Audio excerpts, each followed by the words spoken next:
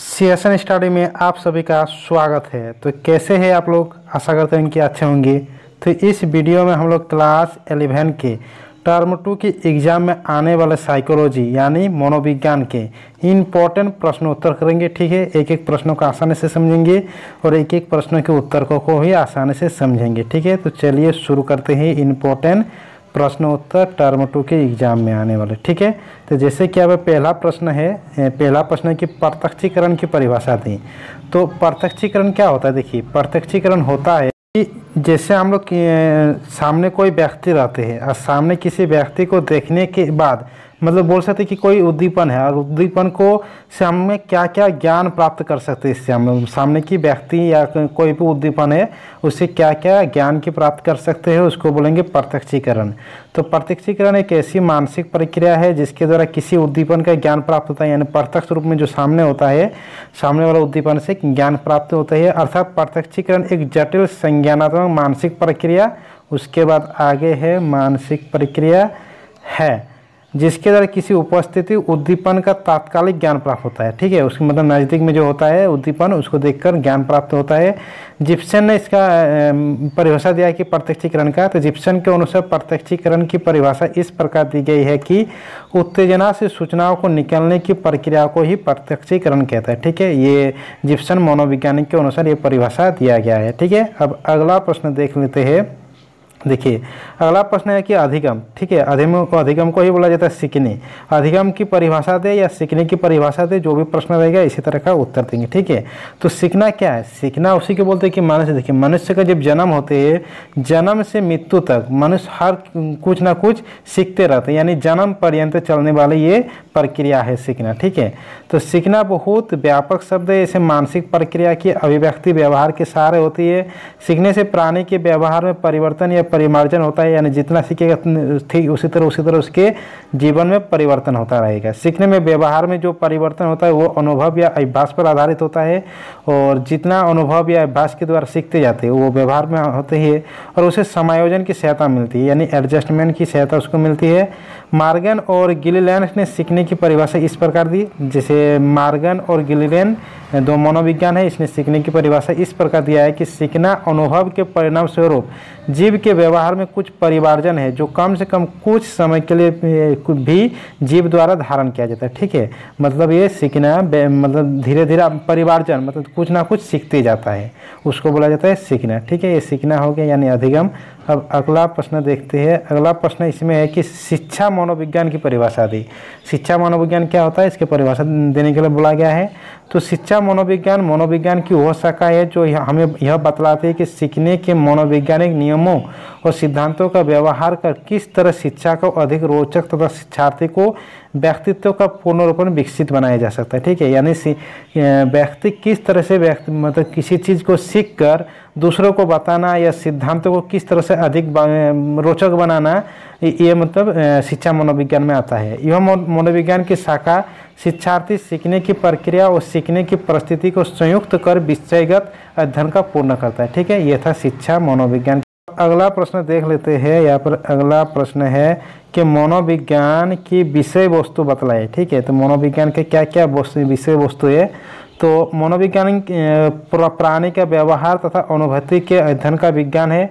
मतलब व्यवहार और अनुभूति के अध्ययन के द्वारा जो सीखते हैं उसको मनोविज्ञान कहा जाता है। प्राणी वातावरण के उद्दीपन से प्रभावित होकर यानी वातावरण से ही सीखता है, उनके प्रति अनुक्रिया करते हैं, इस अनुक्रिया को व्यवहार कहा जाता है। अनुक्रिया करने के पहले उसमें एक विशेष प्रकार की अनुभूति होती है। और तो मनोविज्ञान की विषय वस्तु में प्राणी का व्यवहार तथा अनुभूति दोनों का अध्ययन सम्मिलित है। व्यवहार बाह्य रूप से तथा आंतरिक दो प्रकार के होते हैं। अनुभूति यानी जिसको बोल सकते हैं एक्सपीरियंस, चेतन, अर्धचेतन तथा अचेतन, तीन प्रकार के होते हैं। मतलब व्यवहार बाह्य तथा आंतरिक दो प्रकार के होते हैं, और इसमें अनुभूति चेतन और अर्धचेतन अचेतन तीन प्रकार के होते हैं। व्यवहार तथा अनुभूति के इन सभी प्रकारों का अध्ययन मनोविज्ञान में होता है। ठीक है, यह था मनोविज्ञान। अब अगला प्रश्न देख लेते हैं। अगला प्रश्न है कि गेस्टाल्ट मनोविज्ञान क्या है? गेस्टाल्ट मनोविज्ञान क्या है, ये इंपॉर्टेंट भी है कि मनोविज्ञान उनके संरचनावाद के विरुद्ध अपनाए जाने वाले नई धारा गेस्टाल्ट मनोविज्ञान के रूप में प्रचलित हुआ। इसके अनुसार जब हम दुनिया दुनिया को देखते तो हमारा प्रत्यक्ष अनुभव प्रत्यक्ष के अवयवों के समस्त भोग से अधिक होता है। ठीक है, जैसे गेस्टाल्ट मनोविज्ञान ये है, जैसे हम लोग किसी भी चीज़ को देखते हैं तो उस चीज़ को देखने के बाद हम लोग को उस चीज़ के सारे चीज़ों के बारे में हम लोग को पता चल जाता है। जैसे हम लोग जैसे यहाँ पर उदाहरण भी दिया गया है, एक उदाहरण दिया गया है बल्ब का। जैसे उदाहरण बल्ब की रोशनी को देखकर ही हम लोग मतलब बल्ब की प्रकाश के बारे में जान पाते हैं, बल्ब की बारे में जान पाते हैं। मतलब एक व्यक्ति को प्रत्यक्ष मतलब सामने देखने के बाद हम लोगों को उस वस्तु की पूरी जानकारी के बारे में अनुभव हो जाता है। जैसे बल्ब की रोशनी को देखकर प्रकाश की गति का अनुभव होना, अथवा चलचित्र देखने के क्रम में स्थिर चित्र का गतिमान मान लेता है। तो इस प्रकार किसी वस्तु को देखने के बाद हम लोग को सभी प्रकार की वस्तुओं का पता चल जाता है उस अवयव के, उसको कहा जाता है गेस्टाल्ट मनोविज्ञान। ठीक है, ये था गेस्टाल्ट मनोविज्ञान। अगला प्रश्न है, इसमें प्रश्न है कि अनुप्रयुक्त मनोविज्ञान से क्या तात्पर्य है। तो अनुप्रयुक्त मनोविज्ञान किसे कहा जाता है?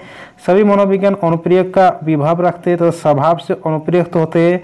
अनुप्रयुक्त मनोविज्ञान हमें संदर्भ देता है जिनमें अनुसंधान से प्राप्त सिद्धांतों एवं नियमों को सार्थक ढंग से प्रयोग में लाया जा सकता है। बहुत से क्षेत्र जो पिछले दशक में अनुसंधान केंद्रित माने जाते थे वे सभी धीरे धीरे अनुप्रयोग केंद्रित होने लगे। अनुप्रयुक्त मनोविज्ञान के मूल विज्ञान मनोविज्ञान भी माना जा सकता है। अनुप्रयुक्त मनोविज्ञान की महत्वपूर्ण घटक है। ठीक है, ये था अनुप्रयुक्त मनोविज्ञान। अब अगला प्रश्न है, प्रश्न ये है कि मनोविज्ञान किस तरह से एक विज्ञान है। ठीक है, मनोविज्ञान को विज्ञान भी कहा जाता है, तो मनोविज्ञान किस तरह से एक विज्ञान है उसके बारे में लिखना है। तो प्राकृतिक विज्ञान जिसे रसायन शास्त्र हो गया, भौतिक आदि के समान मनोविज्ञान भी एक विज्ञान है। किसी भी शास्त्र का विज्ञान कहलाने के लिए अन्य बातों के अलावा उसकी अध्ययन विधि का वैज्ञानिक होना अनिवार्य है। मनोविज्ञान इस कसौटी पर बिल्कुल खरा उतरता है। मनोविज्ञान में प्रयोगात्मक विधि के अलावा जितने भी विधि का उपयोग होता है सभी मनोवैज्ञानिक एवं वस्तुनिष्ठ है। इतना ही नहीं, मनोविज्ञान को विज्ञान कहलाने के लिए अन्य दावे भी है जो काफ़ी मजबूत है। जैसे आ गया मनोविज्ञान में आनुभाविक, देखिए विज्ञान में क्या होता है कि तकनीकी जैसे होते हैं यानी अनुभवी जैसे होता है। तो मनोविज्ञान आनुभाविक परीक्षण, परिमापन, प्रयोगता, जांच, पुनरावृत्ति, क्रमबद्धता।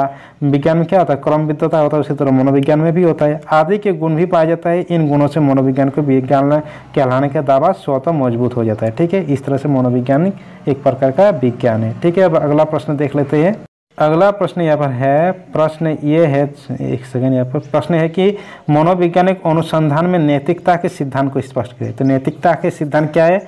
नैतिकता का सिद्धांत निम्न है कि स्वैच्छिक सहभागिता। मनोविज्ञान में स्वैच्छिक यानी अपने से भागीदारी लेते हैं। मनोवैज्ञानिक अध्ययन में जिस व्यक्ति का अध्ययन किया जाता है उनकी स्वैच्छिक सहभागिता होनी चाहिए।